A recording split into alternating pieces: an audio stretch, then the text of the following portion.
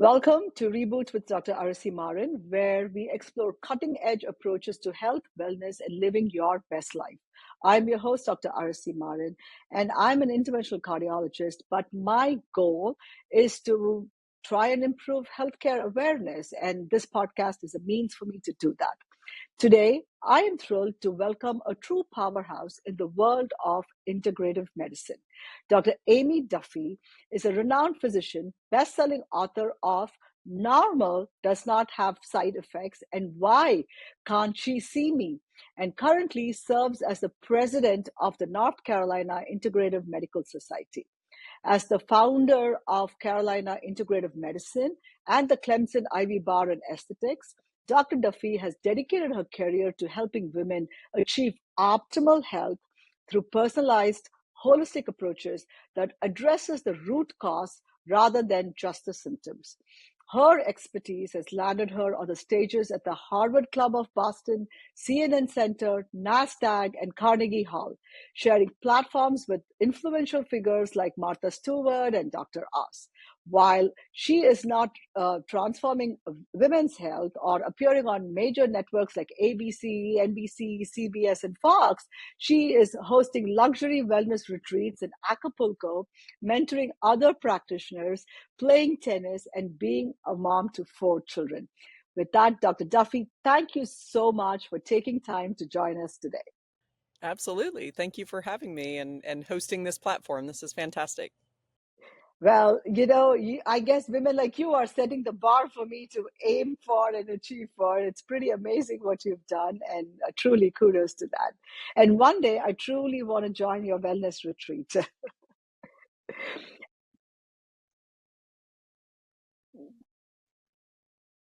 Yes, yes. Okay, so let's start with your book. Okay, your title is fantastic and I just love it. Normal doesn't have side effects. It's absolutely intriguing, and we all aim to be, normal, but can you explain what do you mean by that? And I think some people kind of, especially in our world of functional integrative medicine, we're always saying this isn't normal or normal doesn't really, like when you're talking about labs, for instance, within normal range, maybe not always be optimal. But in this case, what I would tell patients all the time is I was having a conversation with them about whether it was bioidentical hormones or particularly talking about adrenal or thyroid or that kind of stuff, is that, what I'm recommending are things that are supposed to get you back to normal. And when those things are doing their job correctly, then we don't have to have the conversation about the long list of side effects that you might experience in going through this process and taking either the bioidentical medications I'm prescribing or the supplements I'm prescribing. I don't expect to hear, about all the side effects. So if something doesn't feel right, certainly reach out and let us know. But generally speaking, when we get you to normal doesn't have side effects. So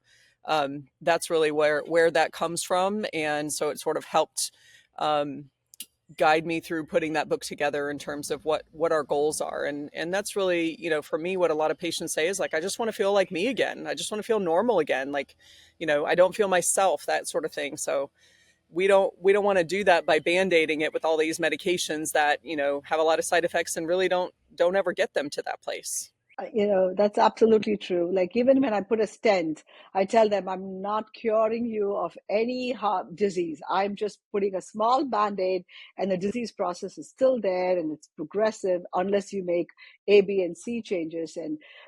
My biggest question or the biggest challenge, is why people are accepting health issues or the discomfort they have as normal, and they seem to find comfort in that not so comfortable space. That's a tricky one. I think part of it, especially living in the South, and even though Charleston is the South, culturally it might be a little bit different, but up here in the upper part of the state, where we're really we're cultured a little bit in Clemson, I would say, but in the smaller towns, the very that that idea that this is expected, from a family perspective. There's a lot of family members that are on medications that have diabetes, and you hear that kind of like, well, all my family members have diabetes, so certainly I'm expecting that I'm going to get it, and they haven't experienced the idea that this is not just something that's going to happen to you and you have no control over it. They haven't experienced the opportunity to be able to, actively do something different and see results. So, whether that comes from genetics, and this is where it's kind of like, is it genes or is it lifestyle, right? But the culture around family gatherings and the food that we eat and that kind of stuff, in this day and age, it's getting better, I would say. But up here there's a lot of meat and three. It's meat and three, and what's your bread and what's your carbs and all that kind of stuff. So I think that it's not so much that they're reluctant to change. It's just what the norm is. And if I see my doctor and they tell me I have high blood pressure and they put me on a medication, like they really haven't given choices to do something different. And I think, unfortunately, all doctors, I believe, went to medical school to help people and they want to see, improvement and change. But unfortunately, the system has stuck a lot of doctors in the place where, they don't have the opportunity and the time to really give the patients the information needed to make those changes. So it's like, hey, we could lose some weight and you could exercise a little bit more, but I don't know that that's really going to happen. So we lose trust in the process and say, well, I need to make sure that the patient's safe, so I'm going to put them on a medication, because I don't know that those interventions are gonna come to fruition. And without the structure and the information, it generally doesn't come to fruition. So we're just kind of snowballing that effect of not really giving the right information to make the changes. You know what? That's why I just had a whole day of clinic here, and I cannot tell you, I was running so behind. Like I was telling my patients, I talk a lot, and I'm here. I have to tell you everything I want to tell you, and that's was part of the reason for even starting this platform, because I felt like I could not efficiently tell what all I wanted to tell my patient in one time in the 15-minute slot or the 20-minute slot, which almost becomes like a 40-minute slot, and it's still not enough. And in that model, it's like, in order to just pay the bills and make ends meet, right? Like you have to put that many patients in your day, but ultimately you'd like to go back and say, hey, I'm spending, at least 30 minutes, if not 45 minutes with my patients. Can we adjust that time frame? But we don't get reimbursed enough in the system to be able to afford to do that. That's certainly frustrating. So, I am curious. You have been in the trenches of both conventional medicine and integrative medicine. I mean, you are a board certified family practice physician. So, what was the pivotal moment that shifted your approach to healthcare and made you realize the limitation of standard medical practice, like what we talked about? Well, it goes all the way back to actually when I was a kid. I mean, I just loved babies. I wanted to hold all the babies all the time. And I started babysitting, really as a mother's helper when I was 11. And that relationship with that family continued, through middle school and high school. And when I was a senior in high school, they were having another baby and invited me to the delivery room. And that was really my first experience in any kind of official, medical setting to some degree. And I always thought I wanted to be a pediatrician because I just like the kids so much. And then when I saw this baby being delivered, I was like, this is the coolest thing ever. I want to deliver babies. And so that's actually what I was going for.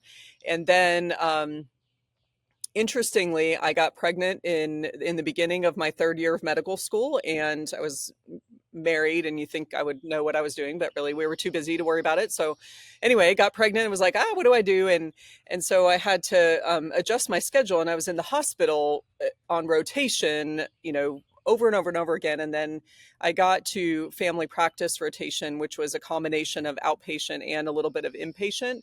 And it was like a breath of fresh air. It was so different in the clinical setting, versus hospital. And you've experienced this in the hospital too. Like things might be on a schedule, but it doesn't really work. Like there's no lunch, there's no, when's the next patient. It's just you have a line of patients waiting for you, and it just keeps going on and on and on. So I really felt like the lifestyle of a family practitioner fit more with what I was looking for. And they can deliver babies too, depending on where you live. And so in rural areas, which is where I came to South Carolina, rural South Carolina, to establish family medicine and deliver babies, and that's what I did. So the residency program that I joined and was trained at was very heavy in obstetrics. We have um, a migrant worker health department type setup that the residency program basically was responsible for. So we delivered all the babies from that clinic, and not everybody was interested in it. So once they got their 10 deliveries that were required for the family practice, you know, requirements, nobody wanted to do them anymore, and I took them all. So I got privileges in delivering C-sections, tubal ligations, all that kind of stuff. And so about a year or so after I graduated, I stayed on as an attending physician, and the OBGYN office next door reached out to me and said, "Hey, we're looking for another partner. What do you think about coming in and doing primary care?" And if you don't know, a lot of women that go to their GYN, that's their whole thing. Like, they don't have a family doctor; they just go to GYN for all of their primary care needs as well as their annuals. And so it really was a nice blend of me helping with their OB call and doing all the primary care, and then they took on the GYN surgeries and complicated stuff, and it was a very nice relationship. But what I found is that, I was only trained for about 2 weeks as a rotation in GYN, and I knew very little about actual women's health, in terms of hormone replacement and some of those other things. And so I found myself not loving just, go to the closet and see what sample is in there for, hormones or birth control or whatever the case is. And I was really struggling because that was, around the time of the Women's Health Initiative that came out, and hormones are bad. And so it was kind of like, where do we stand with this? What am I supposed to do? And I had a hard time having that conversation with patients, because it's like, do we take the risk with hormone replacement, or do we find the band-aids? And unfortunately, at that point, it was like, well, if you can't be on hormones, we'll give you an antidepressant. There was really no other choices. And I didn't like that. So, I started kind of digging in a little bit, and happened on about a conference in 2008 that was natural hormone balancing, looking at kind of bioidentical hormones. Never had heard about anything like that before, looking at adrenal function and thyroid and all this sort of stuff. So I went to this conference, and it was like Alice in Wonderland, going through that tiny little door into this world of what we now call functional or integrative medicine, which includes bioidentical hormone replacement. And so I started doing that. I brought it back, and I started testing, certain patients, and experimenting a little bit, and calling the lab and saying, "Hey, what do I do with this?" And sort of self-taught, how to do this. And so I was in that practice for about 4.5 years, and they started having conversations with the hospital system about being bought out by the hospital system and going that direction. And I just felt like that was not where I wanted to be. I wanted to continue to pursue this kind of integrative functional stuff. So in 2011, I opened my own practice, Carolina Integrative Medicine.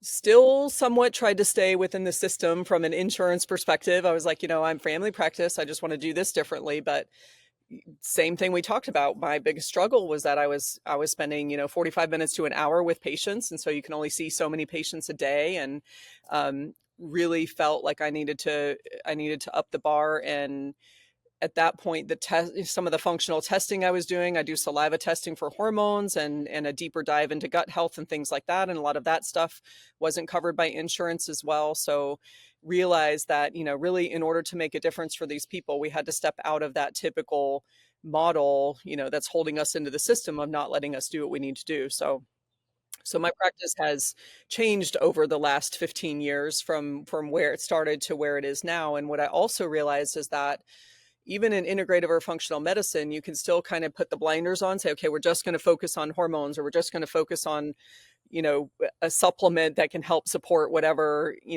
ails you, and realizing that there's so many layers to what's going on in our body in terms of addressing the gut health, the toxins, the nutrition, the hormone imbalances that we see, movement, fitness, whatever you want to call it, and then the stress management and mindset part of that. And so when we really started putting that together and sort of doing this whole wellness program type approach, the results that we see and just life-changing experiences for people has been just transformational.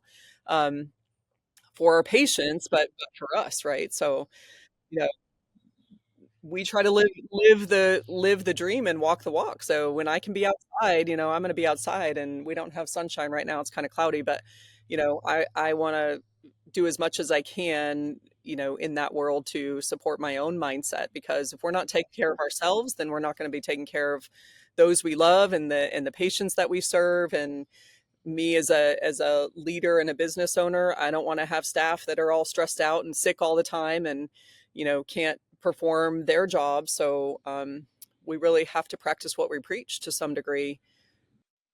At Carolina Integrative Medicine, you focus on treating the root cause of chronic health. You talked about some of it. Can you walk us through your approach to a new patient who comes to you and says, "I don't feel good," with a very generalized, "I don't feel good"? What do you where would you take that? So this is where we're kind of diving in, and I look at what we the pillars of health, and it seems like we started with 5 pillars and now keep adding more pillars because we find other things that are important. But this is exactly what I'm talking about. Is I have this analogy of like a watering can. If you're coming out and watering your flowers, whatnot, and like as you fill that can up with water, that type of watering can, the spout's at the bottom, right? So sometimes you'll find that it starts to overflow even before the can is full. And in this analogy, the water coming out the spout is a symptom. So whether that's fatigue, I can't sleep, I'm achy or inflamed, my gut's unhappy, mood issues, I'm irritable, I'm depressed, whatever, I can't focus. We see a lot of that. My brain fog, I can't think the way I used to. Weight gain is a big one as well. So, um, we start to dig into that, and what we have found is that, well, let me go back to that analogy. So the water coming out the spout is a symptom, and outside of what we do in the root cause medicine, whether it's traditional medicine or even what I was saying, you can get blinders on and say we're going to address the symptom, and you're focused on the water coming out the spout. So are we going to plug the holes up? Are we going to catch the water in a bowl and every 24 hours we have to empty it? Whatever the medication or treatment is, as opposed to saying, hey, if we come over here and we start working on the layers of water inside the bucket, let's reduce that. Let's buy you some reserve in there. So for people who are super allergic to things, it may not be one thing that's causing it. That's why it's so frustrating for people to try to figure out, what am I eating that's causing me a symptom? Because probably it's more than one thing, and it builds up over time, and then it spills over, and here comes your symptom. So our approach is to dig a little bit deeper, and particularly looking at gut health is a big part of that. So again, I used to do just hormones only because I was GYN and, women's health, and that's what I was focused on. And what I found over time is the people who came in with the gut stuff, and we were addressing that too, their adrenals got better, their hormones were better balanced, they had less, night sweats and symptoms and issues like that. And so now you don't get to get on hormones with me unless we are addressing some gut health. And from a safety perspective, hormones are metabolized through your liver. And so we want to make sure that your liver is working hard, and our livers are our filters, right? And so we think about, um, like the lint catcher in your dryer. If you're doing load after load after load of laundry and you never clean the filter out, your dryer is not going to be efficient. And hopefully you figure it out before your dryer dies or catches on fire. But usually what we're seeing is we hear the buzzer, we open the door, the heat's coming out, but the clothes are still wet, and we got to run the cycle again. And then once you figure it out, you clean the filter out, everything's working. So our filters, our liver, our lymphatics, our kidneys, all that kind of stuff are on overload because of all the toxins that we're exposed to, and whether it's in our food and it's voluntary, medications, that sort of thing, or things we can't control, just the air we breathe, the water we drink.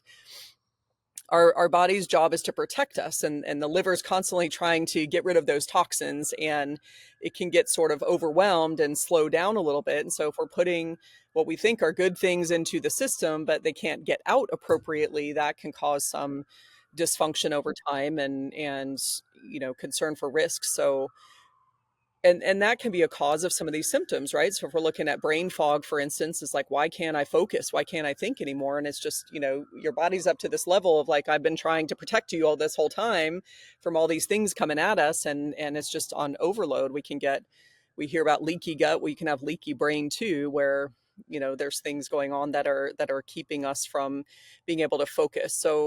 So we really dive deep into gut health, looking at what's there, what may be stressing our system out, whether it's foods, whether it's in imbalances in the bacteria and the microbiome. We hear a lot of verbiage about that. So we address that from a nutrition standpoint. We try to dive deep in tests. So we do, comprehensive stool analysis. We do food sensitivity testing. So we're helping the patients to understand. We're not just saying, don't eat this or, don't eat that. We're really coming from an individual perspective that says, hey, this is what's stressing out your system right now. And let's avoid it for a while so that we can help your body heal and recover. And then, we can come back and introduce some things back in, and your body will tell you once it's clean and sort of clear what it can handle and what it can't. So we dive into gut stuff first. So I'm very curious. How long is an average appointment in your clinic? Um, so for a brand new patient coming in, we have two different consultations. We have a 90-minute and a 120-minute consultation, depending on how many labs they did. So we kind of do a discovery call with my team first. It's a 30-minute appointment where we sort of get a feel for where you are and then guide you as to which direction we want to go, whether it's we do 3 labs or 5 labs. So our consultations are really long. It's a lot of understanding, education. We really dive deep into what's going on, and then coming up with that plan. We need to go through these steps, right? The order in which we do things is really important. It's kind of a GPS.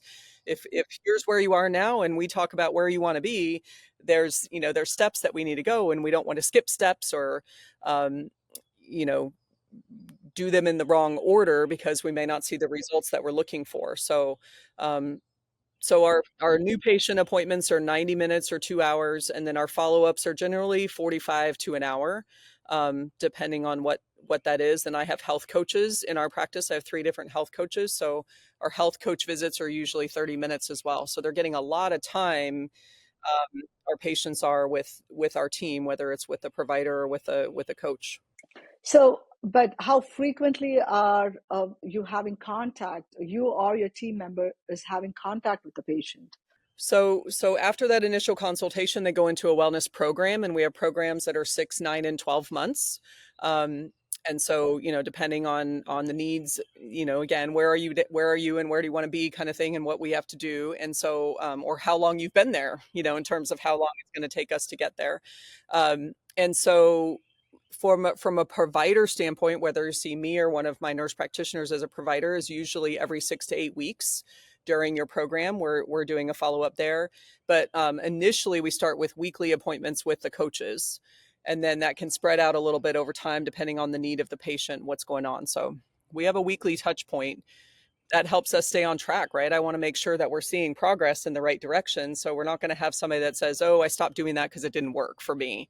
I want to make sure that we're moving in the right direction and tweaking things if we're not seeing the results we expect. So, let me ask you this. I mean, this is definitely you for to offer something like what you're doing right now, you had to break through the conventional model. So it's unbelievable. I mean, I'm sure it is very satisfying as well because the patient feels taken care of, not just one part of their body, but the whole holistic approach. It's pretty impressive. So there are so many, as a cardiologist, I feel I definitely have access to a lot of sophisticated treatment and testing strategies. But clearly, the way you are doing it or the diagnostic tools you are using are very different. So you talked about stool testing. That's one thing. And you talked about salivary testing for hormones.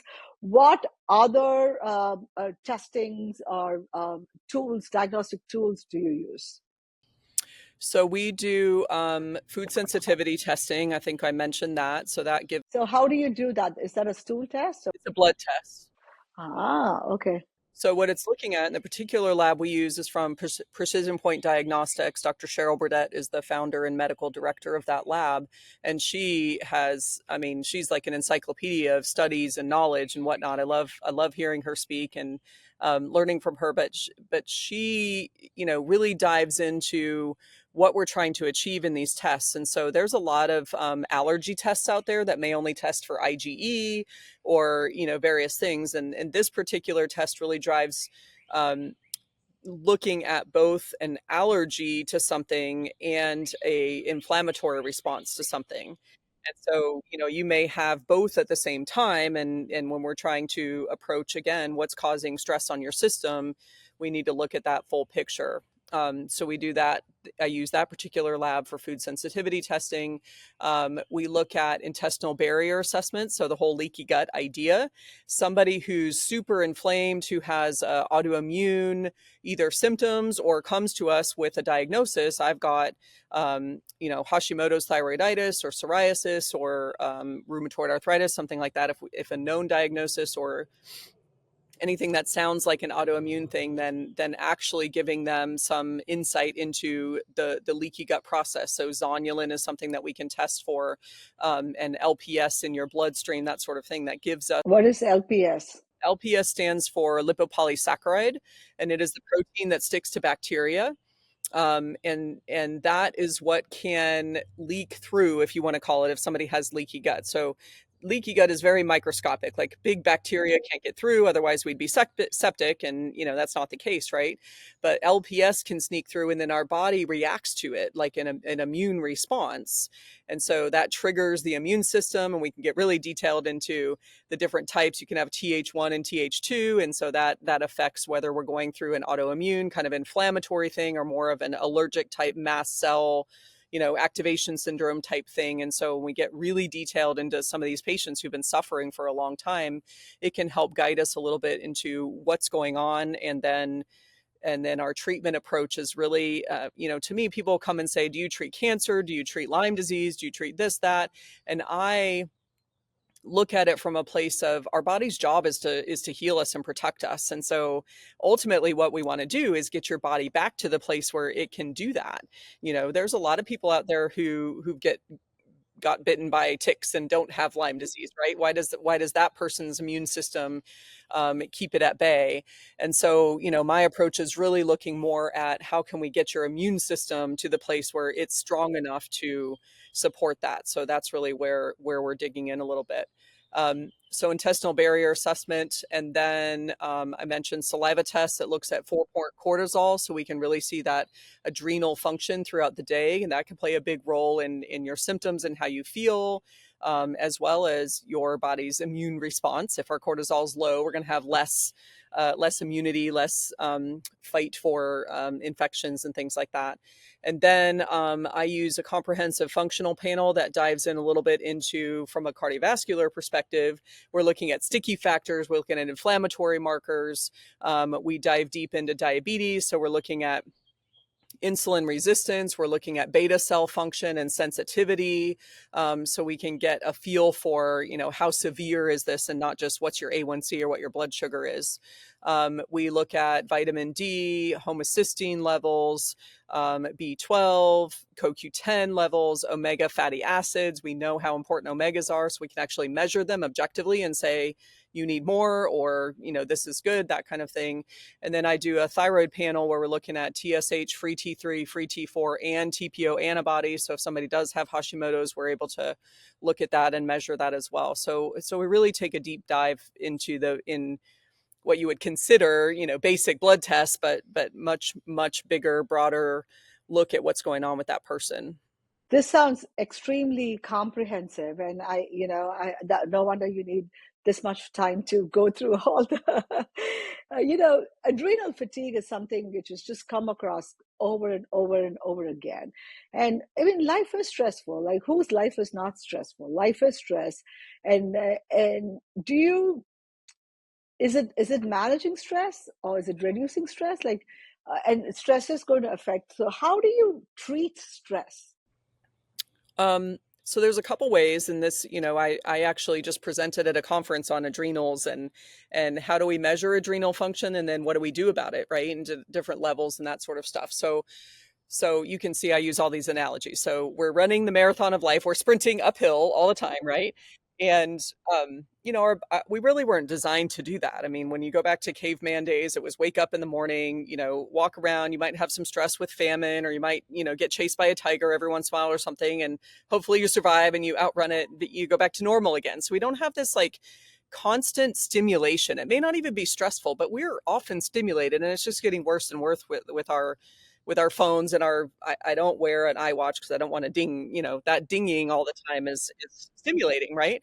So it may not be negative stress necessarily, but this bombardment that says, oh, I have to pay attention. Oh, I got to do this again. And so that can wear out our adrenals as well. So when I approach adrenal dysfunction, our approach when you use that analogy is like, can we slow down a little bit? Can we be mindful of some of that stuff? But how do we lower the slope? And again, when we go back to the gut health, if we're eating stuff and our body goes, I don't know what to do with this, or it's causing a stress on our system, whether it's an allergy or an inflammatory response, that's a stressor. And if we can control that and reduce some internal stressors, then it sort of gives us some reserve for the external stress that we see. So interestingly, I had a patient that just came in last week for a follow-up at 6 months into her program, and she quit her job. And it was a positive thing for her. She's like, I'm not really sure what I'm going to do, but I know how bad my job was from a stress perspective. And it was a neat conversation because, sometimes when you're in such a stressful place, like just making that kind of decision or the thought process of what would I do instead is really scary. And so, people don't want to make those moves even though they know they're not in a good place. So we were able to, help her, manage to the point where she was able to open her eyes and kind of realize that this was causing so much stress on her system, and she's able to figure it out. So I know it's kind of a backwards thing, but stuff like that happens all the time. And um, so I think that if we can help people understand some things that they can control, because again, sometimes we're in our life situation, whether it's a job, whether it's I've got 4 kids, like I'm not going to send them back, so we got to deal with it, and that can be very stressful. And relationships and finances and all that kind of stuff. There's things that we feel like we can't control. So if we put things in place that we can control, taking a supplement, removing something from our diet or adding something in that we hadn't been eating, and then we do baby steps. Can we take 10 minutes of moving? Like right before we got on, I've been on my computer all day, and I'm like, oh, I got 15 minutes. I'm going to go stick my feet in the ground. So, because I've been sitting here on my deck with shoes and whatever. So, even 10 minutes of just doing some grounding, some stretching, some breathing. Our team, just to say, we walk the walk. So we have a alarm clock, if you want to call it, that goes off in our chat system. So every day at 10, 12, 2, and 4, somebody's doing something, and if you're able, now we might be in the middle of seeing a patient or doing something, so it's not always perfect, but we want to try to take a break from our screens and from the chaos of life. And even if it's 5 or 10 minutes of let's just stand up and wiggle a little bit. So we're helping patients to take some of those baby steps that can help address that stress. So we're working on the slope of the hill that we might be sprinting up. Can we slow down and not sprint? But then again, there may be some Gatorade that we need to do. So there's adrenal supplements that we can use to sort of help the adrenals do their job. And there's different degrees of supplements depending on what level of severity the adrenal dysfunction is. And then there's supplements like L-theanine is one of my favorites, which I say that's just like telling our body we're not being chased by a lion right now. So we can sit here and sort of perseverate. Happens a lot right at nighttime. We call people tired and wired when they have adrenal dysfunction. They're exhausted all day. Then you try to go to bed at night and your brain's like, mine happens early in the morning. I'm so tired I fall asleep, but I'm waking up early and immediately I'm like, what are all the things I need to do, right? And so I'm trying to work on some breathing techniques and things. Say, hey, we don't need to bolt up and start the thought process right away. So L-theanine is a really nice supplement that I mean, almost anybody can take. I mean, I don't know of any contraindication to that particular supplement, and I think it just kind of takes the edge off. It just kind of says, hey, we don't have to be so reactive, and so something's chasing me all the time. It just sort of turns that notch down a little bit. So, I have to ask this question. I am not a big supplement proponent personally, only because I think, I've seen some people who have more supplements than the actual food they're taking and stuff like that. I personally believe, eat a good diet, vegetables, lots of protein, healthy fats, whatever carbs you need, etc. But so how do you decide what supplement? The supplement industry is so unregulated. I find it difficult to navigate that world and say, where is the evidence for this? Like, having said that, I need my L-theanine. I take my little stress gummy, that Ollie stress gummy at night, and it takes the edge off. I definitely need that. But that came out of, but how do you know which one is working? And then, and there's a supplement. It seems like how when the iPhones came and there was an app for everything, now it has become a supplement for everything.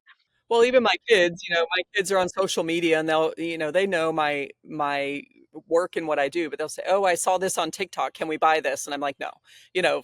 Here's why, or here, I have a supplement for that from a company that I know that I can trust." Or I'll say, "Well, that's a Band-Aid. Let's look at why you want to take that and dive in that way." So for us, again, because we're doing all this comprehensive testing, a lot of the things that we're recommending, we are seeing objectively, as opposed to saying subjectively, you read this article, this supplement does XYZ for you, and whether it's treating a symptom that you feel like you have or it's a preventative thing. Everybody should be on this because it's going to change your life, right? Well, I prefer to go as much as we can the objective route. So again, like if we're talking about an adrenal supplement, well, you can read an article about, do you have adrenal fatigue? And yes, I have all these things, and here's a supplement you can take to help your adrenal fatigue. Well, it's not going to harm you necessarily, but how do you know if that's what you need or not? Because you don't know what level your adrenals are in. Are we super high cortisol and we need things that are going to lower it? Or are we really low and we need things that are going to be more stimulating, right? So, and then I kind of feel like no matter what diet people have, and yes, our goal is can we eat a healthier diet, there are things like vitamin D that we just don't get enough of, right? So I mean, that's, and objectively, how much do you need? You're not going to do too much harm if you're taking 1,000 or 2,000 a day, but sometimes that's not enough. And so objectively we're measuring and we're supplementing, and then we're retesting to see where we are. So vitamin D, I think omegas, unless you're eating a can of sardines every day, there's not enough fish in our environment. And then you have to decide, is it the right fish? Even if you go out to dinner and you order salmon, it's probably a healthier choice than some other things, but depending on where that came from, farm or fresh, it's really hard to control from a dietary perspective. Are we getting enough omegas? So that's definitely one that I tend to supplement. And then probiotics, again, we're too clean, especially if we're in an environment of healthcare. We got to have hand sanitizers everywhere, and schools and stuff like that have all this hand sanitizer, so we're killing off our good bacteria, and we've got chlorine in our water. And so our bacteria, because I do a lot of stool testing, I see it all the time, we're very deficient. And so probiotics to me is another kind of vital supplement that we just aren't going to get unless we're out there eating dirt. Um, we aren't going to do really. So you can have the basics, right? Just based on, my experience in testing. I mean, it's like everybody's deficient in these things.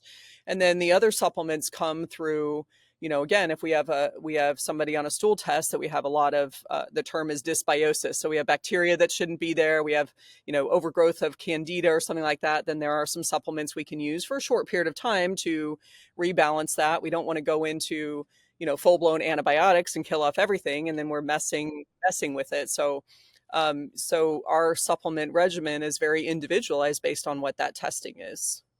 So very interesting. Actually, that makes a lot of sense because you're testing and therefore you know what they need, and then you're tailoring the supplement according to what they need. That makes sense. So another controversial but very popular topic is IV vitamin therapies. It has exploded. You're the founder of the Clemson IV bar. So can you tell me what specific benefits have you observed in your patients who have incorporated IV vitamin therapy, and when should I even think about it? Should all of us go walk into a IV bar and get some vitamins? Like, how do you decide that? Um, Again, it's kind of tailored to what are we trying to achieve. So somebody calls in and says, I want to come get an IV. Well, our first thing is what are you hoping to achieve or treat or whatever, so depending on the situation, for instance, immune system support, somebody's feeling like they're getting a cold, GI symptoms, whatever, like, IV support is very helpful in that sense. In terms of the immune system, we can do, vitamin C, we can do glutathione, really big boosts. Like vitamin C, typically over the counter are somewhere between 500 and 1,000 milligrams. And some people take that once a day, 3 times a day, that sort of stuff, but it's very acidic. So it can be stomach upsetting if you get up into higher doses. And 5 grams, which would be like 5 times 1,000 milligram or even higher, is what we really need if we're trying to fight off infection or something like that. And then in the case of like cancer support, not treatment, we don't treat cancer, but we can support the body's immune system. There's a lot of studies, particularly for prostate and breast cancer, for using high dose vitamin C to help support that. And so those are going up into 50 grams and higher, and it's just it would be impossible to get that through your gut, from an absorption or just a stomach upset type exposure. So again, depending on the patient and what we're trying to achieve, there are things that you can put into an IV that are either higher dosing or that you wouldn't be able to get through just taking something orally. Glutathione is another one that's really good for the immune system. So you can treat that from a treatment perspective where we're reactive and saying, hey, I'm sick and I need something.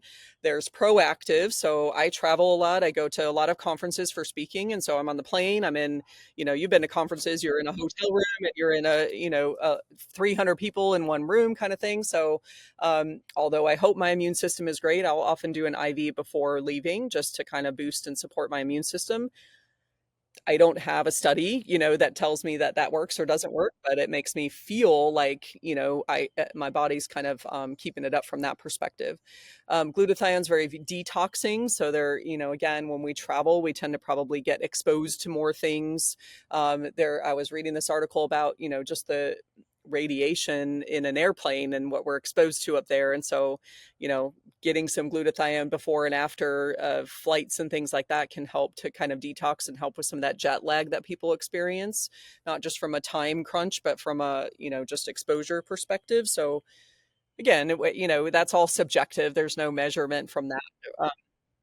And then like even in the aesthetics world, there are studies that show if you do regular vitamin C and glutathione, that those are all things that are going to help support your skin and improve, anti-aging and wrinkle replacement or restoration, that kind of stuff. So again, it just depends on what our goals are and what we're trying to achieve. Interesting. So, on your website, there are several testimonials from patients who have said that your wellness programs has changed their lives, etc. So, can you share some stories where conventional medicine has failed them, and give us some positive stories here?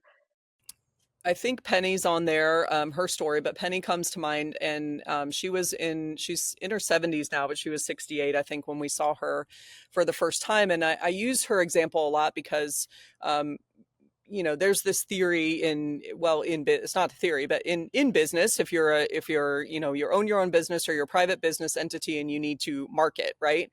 And to me, I hate that word because I'm not in sales, I'm not in marketing, I am in letting people know that there's another way out there, right? And if you don't know what we do and you don't know how to find us, then we can't help you.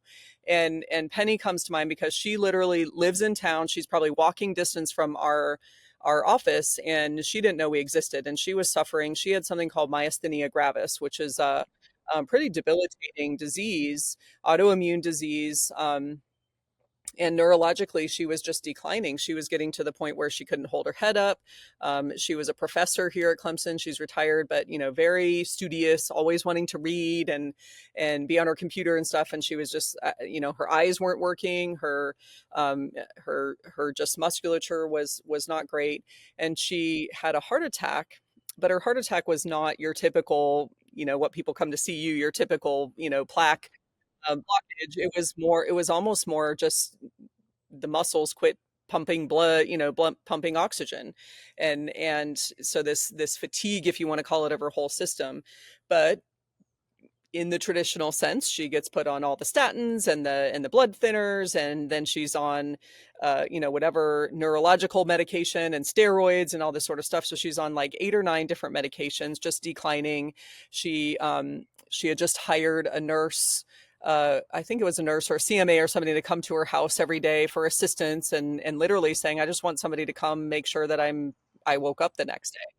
I mean, she was really to that point where she was scared, and she's asking for help. She's going to all of her multiple, specialists, her neurologists, whatever. What do I do? Like, what's the next step? And they really started just talking to her about like what to expect when you're going to die. She was not quite hospice yet, but that was where they were.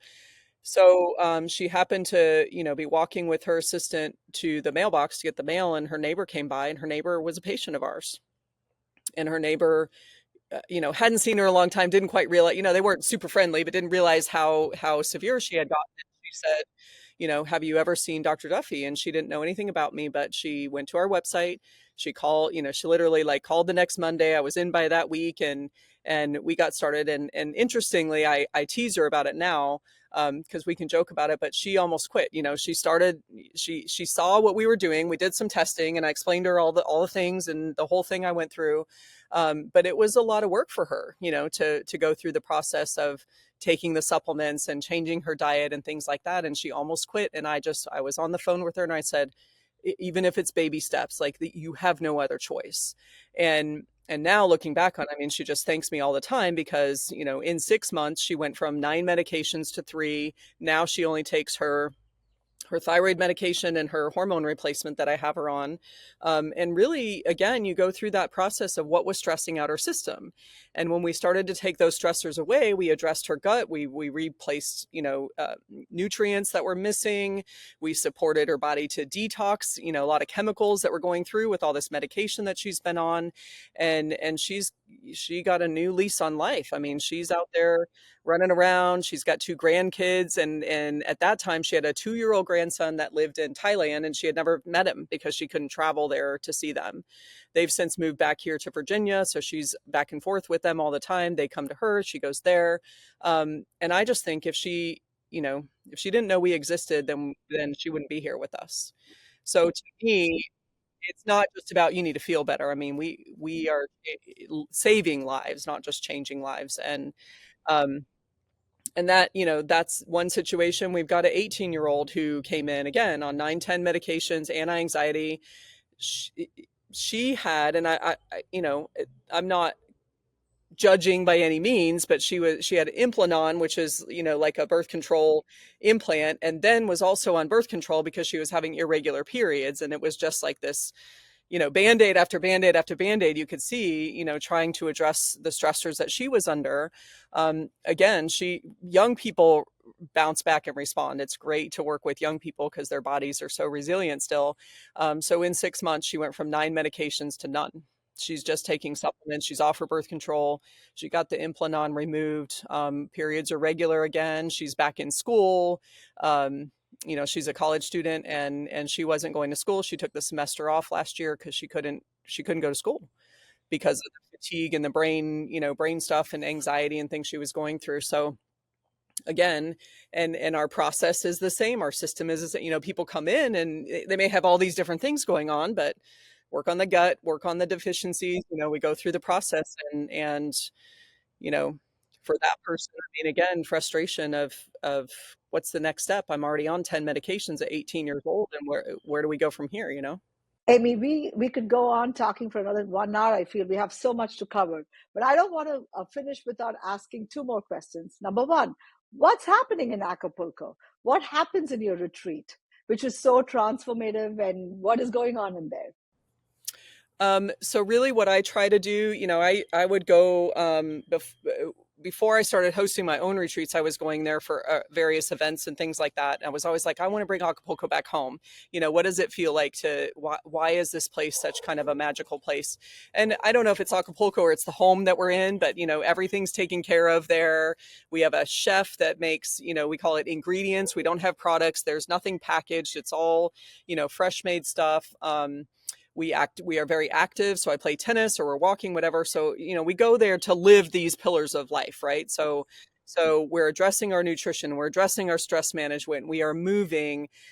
We have a lot of downtime. So I go to conferences. It's just like, there's something pre-conference at 6:30 in the morning. They do a workout. I always want to be part of that. And then the conference starts at 8, and then you go till whatever, and then somebody has happy hour, and then it's dinner, and it's 11 p.m. and you do that 4 or 5 days in a row, and like it's exhausting, and I love it, but I don't want that in my event. I want downtime. I want a place, and most people that come, they say, I don't know the last time I've just sat, and not like read a book, or I don't want to blow up the schedule with stuff. It's like, we have in-room massages, or we have energy work or acupuncture. If I bring an acupuncturist, we'll have an occasion where we go on an outing or something like that. But so we really just live that experience of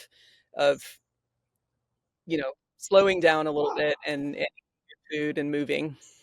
Well, then my final question. If our listeners could take just one action today to improve their health based on their experience, what would you recommend? Well, we talked a lot about food, and when they say, what do I eat? What do I not eat? And I just think about it and look at it. Is this something that's going to fuel your system, or is this something your body's going to have to take a minute to go, what is this? And is it going to cause some work, extra work for your body to deal with? So the closer that we can get to nature, your apple, your veggie, your protein choice, and stay away from the stuff that's taken, multiple steps to get to where it goes, then that's you're one step ahead of the game and reducing some stress in your system for sure. And then move. I agree with both of those.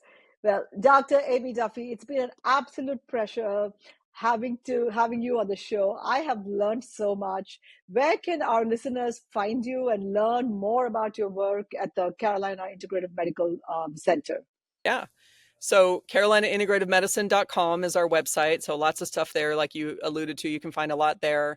And any social media. So you'll find us Carolina Integrative Medicine or Aimee Duffy, MD, on, Facebook, Instagram, LinkedIn, all the places. Fantastic. Thank you so much for sharing your wisdom with us. To our listeners, if you've enjoyed this conversation, please don't forget to subscribe and leave a review. Give us a rating. Share this episode with someone who might benefit from Dr. Duffy's insights. With that, good luck, everyone, and just take charge of your health and just don't sit down with discomfort. Thank you so much for listening. If you found us valuable, you can subscribe to the show on Apple Podcasts, Spotify, or any of your favorite podcast app. And also, please consider leaving us a rating or a review, as that helps others find the podcast too. I hope you have a great week ahead.